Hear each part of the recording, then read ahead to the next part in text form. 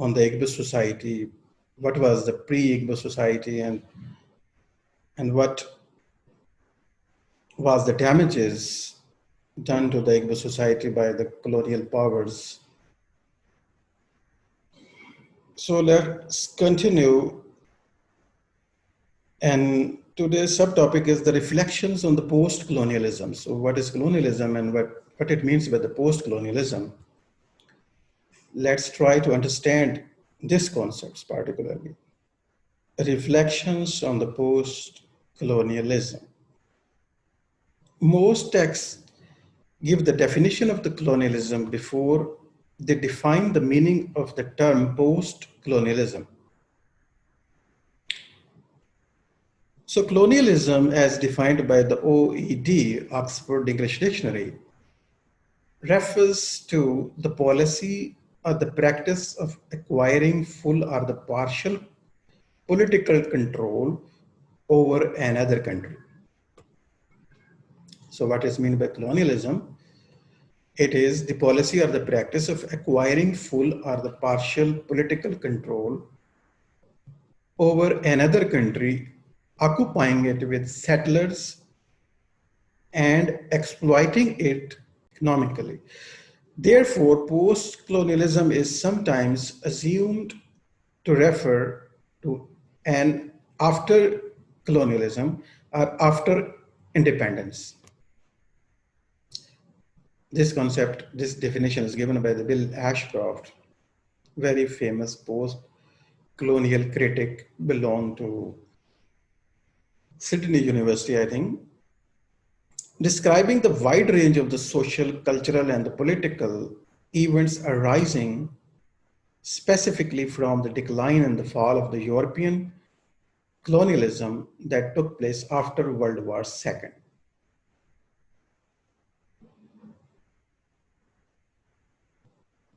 So क्या मतलब है colonialism? It is the policy to control other countries partially or complete control. किसी भी दूसरे मुल्क को करना maybe by the settlers, maybe by other forces, and then exploit them. It is called colonialism. जिस पर थोड़ा सा मैंने last lecture में भी बात की थी कि किस तरह वेस्टर्न यूरोप में रेनेसां स्टार्ट होता है और ह्यूमनिज्म और रेनेसां और साइंस के मिक्सचर से उनके पास जो नॉलेज और न्यू वेपन वो डेवलप करते हैं न्यू टेक्नोलॉजीज के साथ. So they then subsequently they find that all the other nations are far behind them in science and technology and in as far as the knowledge is concerned. So जब उन्हें पता चलता है कि India के लोग बहुत पीछे हैं, अफ्रीका बहुत ही पीछे है, और अमेरिकन और ऑस्ट्रेलिया के जो लोकल लोग हैं वो तो बिल्कुल ही मुकाबला नहीं कर सकते थे उनका, इस तरह लैटिन अमेरिका, तो इन सारी जगहों पे वो आहिस्ता आहिस्ता ग्रेजुअली अपनी एम्पायर्स कायम कर लेते हैं, कॉलोनीज बना लेते हैं, इन लोगों को गुलाम बना लेते हैं, उनको एक्सप्लॉइट करते हैं, उनको सिस्टम को डिस्ट्रॉय कर देते हैं. तो इस अमल के नतीजे में थिंग्स फॉल अपार्ट इसी बैकग्राउंड में लिखा गया, इसी प्रॉब्लम को हम देख रहे हैं कि हमारी खुद की कंट्री भी पोस्ट कॉलोनियल कंट्री है. हमने यहाँ पे हमारे अबाऊ इदाद ने स्पेशली सफ़र किया है कॉलोनियलिज्म को. सो हमें ये समझना है आज के पोस्ट कॉलोनियलिज्म. सो वो टाइम, वो कॉलोनियलिज्म था. कॉलोनियलिज्म के बाद जैसे बिल एशक्राफ्ट लिख रहे हैं कि आफ्टर इंडिपेंडेंस और after the colonialism time, some time it is refer as post with the hyphen colonialism. This is very important. कर्सर तो ये आप देख सकते हैं, ये मैंने हाईलाइट किया. पोस्ट कॉलोनियलिज्म जो है with the hyphen, it means the after the independence. अगर ये hyphen नहीं रहेगा तो post colonialism becomes the literary theory. Okay, वो analysis की टाइप में चला जाएंगे हम. दोनों टर्म्स में डिफरेंस है. So post colonialism with the hyphen expresses the opposite idea of the colonialism. Hence, the post-colonialism literature is a consequence of colonialism.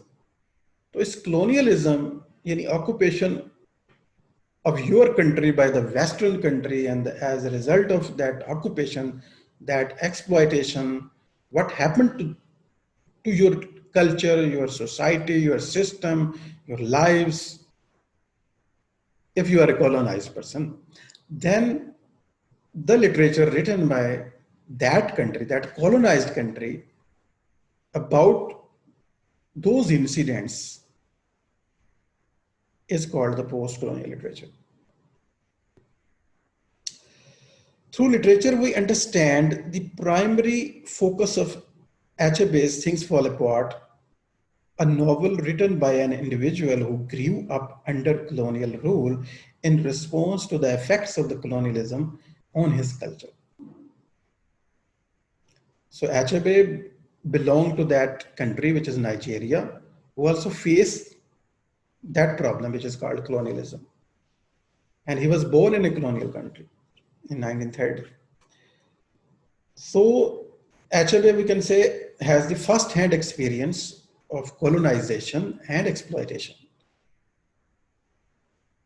And most importantly, what he saw and observed is the cultural destruction caused by the colonial forces.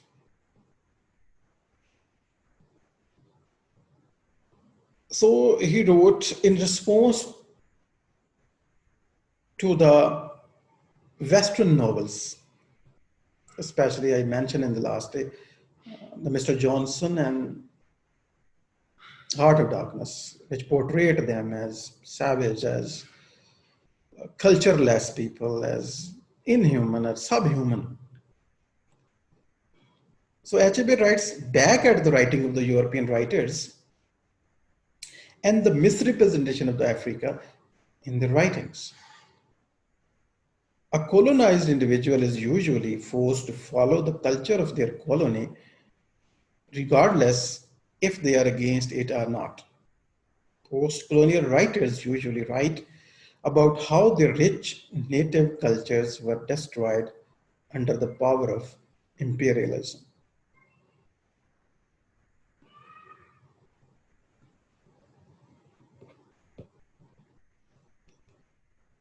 So this colonization colony mean the place which is occupied by the foreign forces and they control and they exploit your country, then it is a colony of that empire. And this larger process of making different colonies under one control is called imperialism. साम्राज्यत जिसे कहा जाता है, तो साम्राज्य कैसे बनता है जब आप की कंट्री बहुत से अदर कल्चर्स, अदर कंट्रीज को सबडू कर ले एंड कंट्रोल करे और एक्सप्लॉइट करे उनको, उनके रिसोर्सेज को, तो हम कहते हैं कि ये साम्राज्य है. It is called imperialism, British imperialism, जिसे हमारी कंट्री ने फेस किया, हिंदुस्तान पाकिस्तान ने फेस किया जिस टाइम को.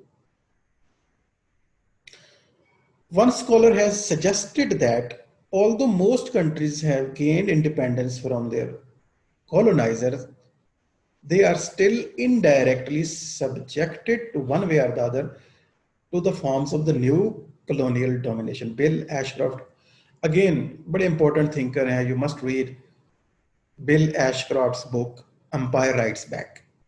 World famous work है.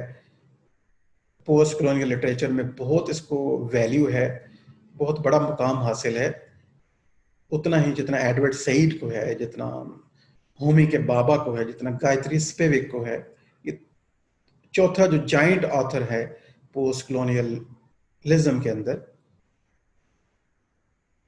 is Bill Ashcroft, and his book famous work is Empire Writes Back. और अगर आप यहाँ पे देखें, Twilight in Delhi ho ya Things Fall Apart, both works we can consider as Empire Writes Back now, because empire, the people of the empire is writing back to the empire or the center, because we can divide empire into the two parts: the marginal parts of the empire where colonized lived and the center of the empire where the colonizer lived. So he says this is the new colonialism. So what is the difference between colonialism and the new colonialism is that in the colonialism, colonizer physically occupied the colonies, colonized people, and then physically they exploit them. But in the new colonialism, which is the phenomena after World War II, because after the World War II, what happened in the World War II? Actually, this is the Western Europe, which was the most powerful region of the world, and they had different kinds of empires. Everybody had. Portuguese had their own empire. French people had their own empire. British Empire was the largest empire on the time, and Dutch has their own empire. So there was a German Empire, there was a Dutch Empire, Portuguese Empire, French Empire, British Empire, and Spanish Empire. So everybody was reaping the fruit of their advancement, their knowledge. They are taking full benefit of their advancement in the knowledge and development. But what happened in the World War II? This larger group, which is called the humanist group, they are divided into two larger blocks. Actually, they were divided into three blocks, but on that time we can consider them into two blocks. One follows the absolute power in the one hand, other called the democratic bloc. British and France and America, they are the allies. And on the other hand, the totalitarian thinking bloc, which is, you can consider them the Italy, Germany, and their allies. They are eventually defeated. But the whole effect of the Second World War was that the Western Europe weakened. They become diseased and they become paralyzed, and they are unable to control their colonies now. They have no power remain. So independence was the result. ये जो इस तरह से भी हमें देखना चाहिए. अब ब्रिटिश ने बड़ी हमारी जिद्दोजहद तो शायद रही होगी, लेकिन एक्चुअली तो वर्ल्ड वॉर सेकंड के बाद बरतानिया के पास इतनी रिसोर्सेज, इतनी पावर, इतनी बड़ी एम्पायर को मैनेज करना ही पॉसिबल नहीं था, क्योंकि वो अंदर से खोखली हो चुकी थी. और उसी के लिए, इसलिए उसने बरज़ा खुशी सारी कंट्रीज को आज़ादी दे दी. लेकिन बिल एशक्रॉफ्ट जिस तरफ हमारा ध्यान दिलाना चाह रहे हैं वो ये है कि उसने फिजिकल ऑक्यूपेशन तो छोड़ दिया सारी वेस्टर्न यूरोप ने, क्योंकि वो आपस में लड़ के बहुत वीक हो चुके थे, कमज़ोर हो चुके थे, और इतनी बड़ी बड़ी एम्पायर्स चलाने के लिए बहुत एक्सपेंस चाहिए होता है, बहुत रिसोर्सेज चाहिए होते हैं, बहुत स्ट्रेंथ चाहिए होती है. मैन पावर भी उनके पास कम हो चुकी थी. लेकिन उन न्यू कलोनियलिज्म की तरफ इशारा किया. New colonialism is the effect, is the cultural effect, political effect, economical control of the other countries. अब आप यहाँ पे देख सकते हैं कि क्या Pakistan culturally, economically and politically free है. अगर नहीं है तो we can say we are passing through new phase which is called new colonialism. We are still fighting for the West. We are still fighting their wars, as we fought in the World War I, as we fought in the World War II, and after the independence, still they are dictating us economically, politically. You can read the book of In the Line of Fire by Pervez Musharraf and other writers.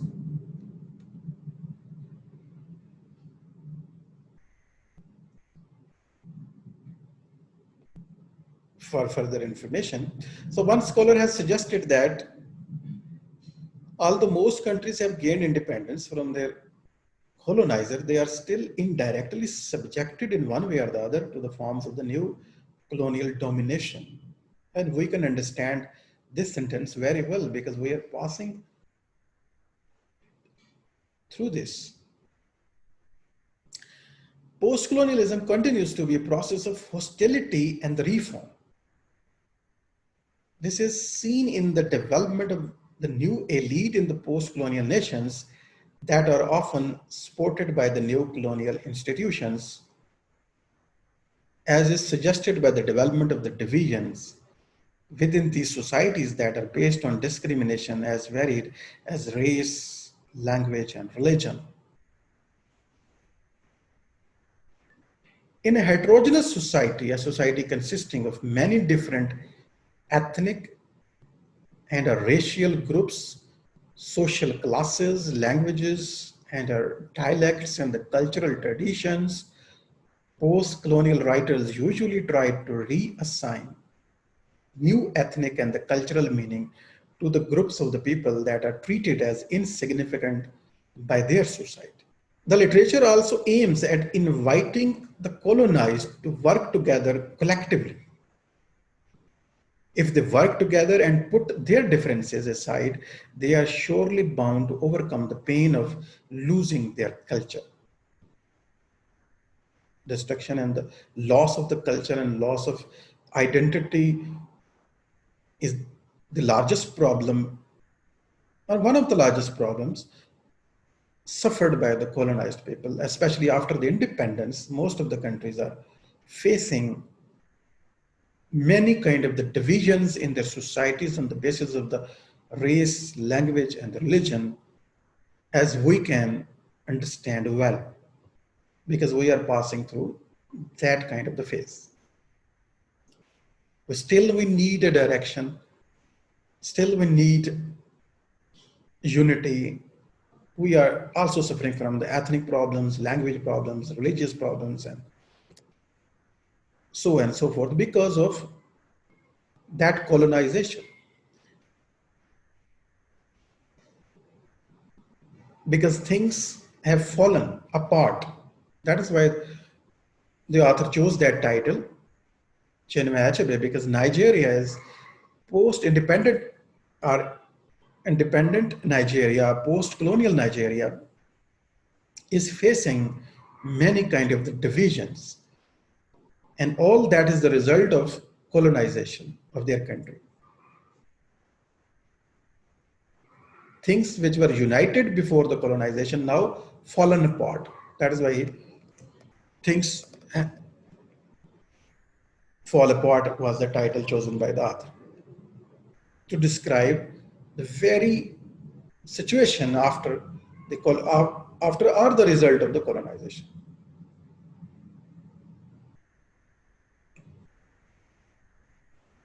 So people that are treated as insignificant by their society. The literature also aims at inviting the colonized to work together. Collectively, if they work together and put their differences aside, they are surely bound to overcome the pain of losing their culture.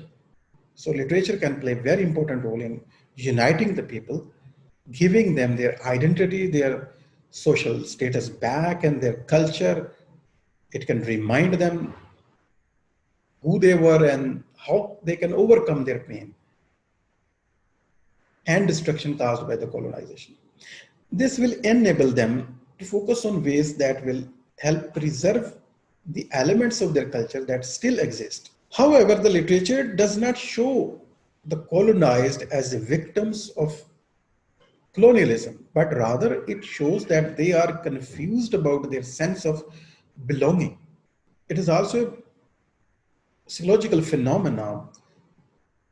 What happened when you face a colonization and you become a colonized person, and then you lost or gradually you lose the sense of belongingness. This very thing is studied by Homi Ke Baba.